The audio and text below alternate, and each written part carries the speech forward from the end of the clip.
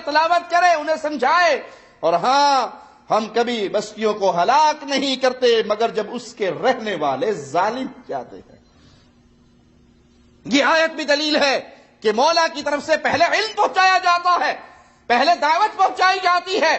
اس دعوت کے پہنچائے بغیر، رسولوں کے بھیجے بغیر، علم کے دیے بغیر ان کے اوپر عذاب مسلط نہیں ہوتا. تیسرے مقام پہ غور کیجئے، تکاد تمیز من الغیظ کلما القی فیہا فوج سألہم خزنتہا الم یأتیکم نذیر. جب قیامت کا دن ہوگا، قریب ہوگا کہ جہنم غصے سے پھٹ جائے، ایک قوم کو جہنم میں ڈالا جائے گا تو جہنم کا داروغہ سوال کرے گا، الم یأتیکم نذیر، تمہیں کوئی ڈرانے والا نہیں آیا تھا؟ تمہیں کوئی بتانے والا نہیں آیا تھا؟ یہ عقیدے، یہ عمل، یہ معاملات، اس طرح کی زندگی تمہیں جہنم کا ایندھن بنا دے گی؟ ایسا کوئی نہیں آیا.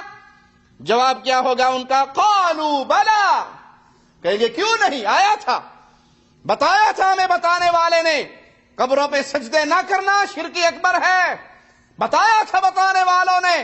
غیر اللہ کی عبادت نہ کرنا، غیر اللہ کو نہ پوجنا، بتوں کو نہ پکارنا، ڈھیریوں کو نہ پوجنا، پیروں فقیروں بابوں ولیوں بزرگوں فرشتوں کو نہ پکارنا، یہ پکار عبادت ہے. ہمیں بتانے والوں نے بتایا تھا. قالوا بلا، وہ گواہی دیں گے، اقرار کریں گے، ہاں آنے والے آئے، ڈرانے والے آئے، ڈرانے والوں نے ڈرایا، قرآن پاک کی آیات پڑھ کے سنائی. پھر قد جاءنا نذیر، ڈرانے والے نے تو آ کے ہمیں ڈرایا. فکذبنا، ہم نے اس کو جھٹلا دیا، ہم نے اس کا انکار کیا. فکذبنا وقلنا ما نزل اللہ من شیء ان انتم الا فی ضلال کبیر. ڈرانے والوں نے آ کر ڈرایا، حق پہنچایا، بات ہم تک پہنچائی، ہم نے ان کو جھوٹا قرار دیا. ان کا نہیں، اپنے پاس سے ایسی باتیں کرتے ہو، قرآن میں ایسا نہیں لکھا ہوا، اللہ نے تم پر کوئی چیز ایسی نہیں اتاری. ہم اس کا انکار کرتے رہے اور پھر وہ داروغہ انہیں کہے گا تم تو بہت بڑی گمراہی کے اندر. ہم نے جھٹلایا اس بات کو کہ کوئی ڈرانے والا نہیں آیا، اور اللہ نے کوئی چیز تم پہ جو اتاری جس کا تم دعویٰ کرتے ہو وہ ٹھیک نہیں ہے، تم تو ایک بڑی گمراہی میں پڑے ہوئے ہو. یہ وہ کہتے رہے ڈرانے والوں کو.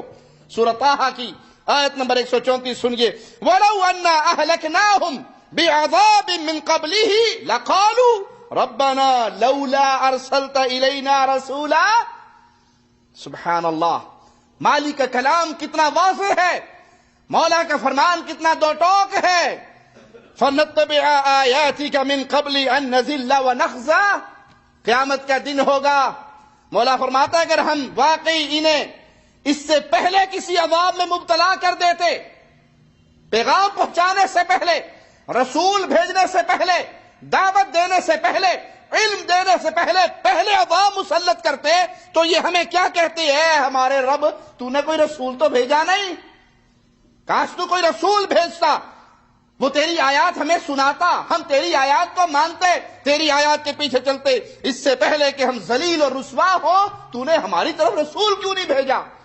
یہاں بھی اللہ پہلے علم کی بات کر رہا ہے عذاب کی بات میں. اگر میں پہلے عذاب میں مبتلا کرتا، پہلے ان کے اوپر کوڑے برسا دیتا عذاب کے، تو پھر یہ مجھے یہ کہتے کہ اللہ تو رسول بھیجتا، ہم تیری آیات کو سنتے، ہم ذلیل اور رسوا ہونے سے پہلے تیری آیات کو مان لیتے. تو یہاں بھی دلیل مل رہی ہے کہ علم بنیاد ہے، یہ پہلی چیز ہے.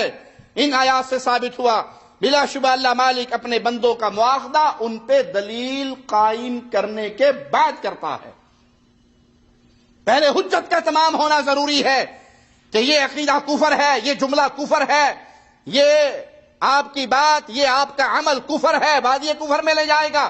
حجت تمام کر دی، علم آپ نے پہنچا دیا، اس کے بعد اگلی بات ہوگی. صحیح بخاری میں حدیث نمبر 3481 سیدنا ابو ہریرہ سے روایت ہے کہ رسول اللہ صلی اللہ علیہ وسلم نے فرمایا، پرانے دور کا ایک واقعہ سنا ہے کسی شخص کا، ایک شخص بڑا گناہگار، بڑی خطائیں کرنے والا. فلما حضرہ الموت، جب اس کی موت کا وقت آ گیا، اس نے اپنے بیٹوں کو اکٹھا کیا اور ان سے طلب کیا جب میں مر جاؤں فاحرقونی، مجھے جلا کے راکھ کر دینا، میری ہڈیوں کا سرما بنا دینا، میری ہڈیوں کو ہواؤں میں اڑا دینا، بکھیر دینا، پھیلا دینا. کیوں؟ فواللہ لئن قدر اللہ علیہ، اللہ کی قسم اگر اللہ نے مجھے دوبارہ اٹھا لیا، اگر مجھے دوبارہ پکڑ لیا، مجھے اٹھا کر اپنے سامنے کھڑا کر لیا، تو اللہ مجھے ایسا عذاب دے گا ما عذبہ احدا، کہ مجھ سے پہلے ایسا عذاب کسی کو نہیں ملا ہوگا. بیٹو جب میں مر جاؤں مجھے جلا دینا، ہڈیاں پیس دینا، میرے ذرات کو ہواؤں میں اڑا دینا. کیوں؟ اگر اللہ نے مجھے پکڑ لیا، مجھے اکٹھا کر لیا، مجھے اپنے سامنے کر لیا. اگر قبر میں دفن کرو گے تو قبر سے تو اللہ اٹھا لے گا، لیکن جب اس طرح بکھر جاؤں گا تو پھر نہیں اللہ اٹھائے گا. اگر اللہ نے مجھے پکڑ لیا تو میرے گناہ اتنے زیادہ ہیں کہ بڑا شدید عذاب ملنے والا ہے. مر گیا، بچوں نے اس کی وصیت پہ عمل کر دیا. فَأَمَرَ اللَّهُ الْأَرْضَ فَقَالَ اجْمَعِي، اللہ نے اس کے مرنے کے بعد، اس وصیت کے پورے ہونے کے بعد زمین کو حکم دیا جتنے ذرات اس کے ہیں اکٹھے کر دے. زمین تو اللہ کی مخلوق ہے، اللہ کا حکم سننے والی، ماننے والی. فَفَعَلَتْ، وہ سب کچھ ہو گیا. بندہ کھڑا ہو کے پھر اللہ کے سامنے ہے. فَإِذَا هُوَ قَائِمٌ، اللہ کے سامنے کھڑا ہو گیا. فقال، مولا نے سوال کیا، ما حملك على ما صنعت، جو کچھ تو نے یہ کیا ہے اپنے ساتھ، یہ کروایا ہے، کیوں کیا ہے؟ تو نے یہ کیوں کیا؟ کیوں حکم دیا اپنے بچوں کو مجھے جلا کر راکھ کر دو اور پھر کھڑا کر دو؟ جواب میں کیا کہتا ہے؟ قال یا ربی خشیتک حملتنی فغفر له، وفی روایہ مخافتک یا ربی. اللہ پوچھتا ہے بندے بتا تو نے ایسا کیوں کیا؟ اپنے جسم کو کیوں جلوایا؟ پھر یہ راکھ اپنے بیٹوں سے کہہ کر تو نے ہواؤں میں کیوں اڑا دی؟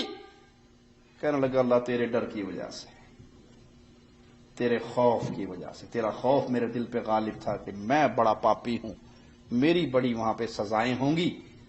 تو اللہ نے اس کے گناہوں کو معاف کر کے جنت دے دی. لیکن اس حدیث میں جو نقطہ ہم سمجھانا چاہ رہے ہیں وہ کیا ہے؟ اس نے اللہ کی قدرت کا انکار کیا تھا، جو بظاہر کفر کا عقیدہ ہے کہ اگر میں جل کے راکھ ہو گیا اور ہواؤں میں اڑ گیا، زمین پہ پھیل گیا، پھر اللہ مجھے نہیں پکڑ سکتا. نعوذ باللہ ثم نعوذ باللہ.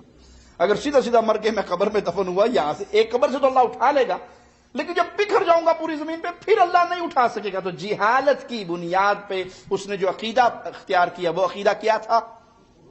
کفر تھا. تو کفر ہونے پر کافر جو ہوتا ہے وہ کہاں جاتا ہے؟ یہ تو جنت میں جا رہا ہے. اس کے پاس علم نہیں تھا اس بات کا کہ یہ عقیدہ کفر ہے. جس کے بارے میں بات کر رہے ہیں پہلی شرط پوری کیجئے کہ اس کو اس عمل کے کفر ہونے کا علم ہے. اس کی جہالت کو آپ نے دور کیا.